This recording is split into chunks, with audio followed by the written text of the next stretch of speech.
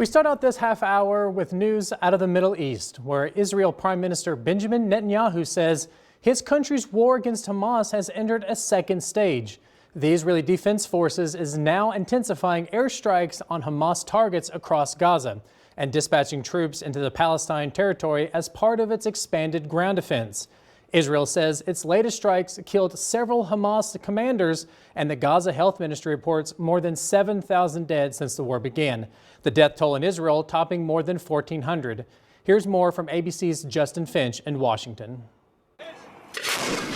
Overnight in Gaza, a series of bright blasts across the dark skies. Unrelenting airstrikes as Prime Minister Benjamin Netanyahu confirms Israel's war against Hamas has entered a new phase. In a televised address to the Israeli people, the Prime Minister saying, "We will fight for our native land. We will fight and won't back down." Israel bolstering its offensive, striking Hamas from the air, the sea, and on the ground, and claiming 150 underground Hamas targets are now destroyed. Netanyahu saying the fight will only intensify in preparation for a broad ground invasion into Gaza.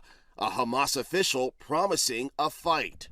I think he will achieve nothing on the ground. But Israel claiming it's killed several Hamas leaders, including a commander who oversaw paraglider operations during Hamas's deadly October 7th terrorist attack on Israel.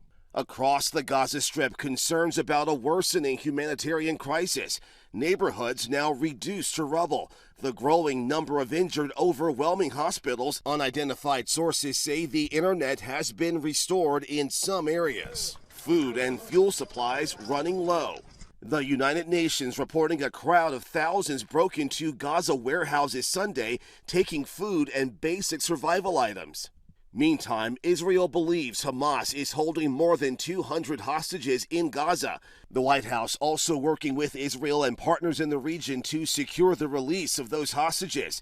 The Biden administration saying Israel should support a humanitarian pause if it leads to freeing hostages. Justin Finch, ABC News, Washington.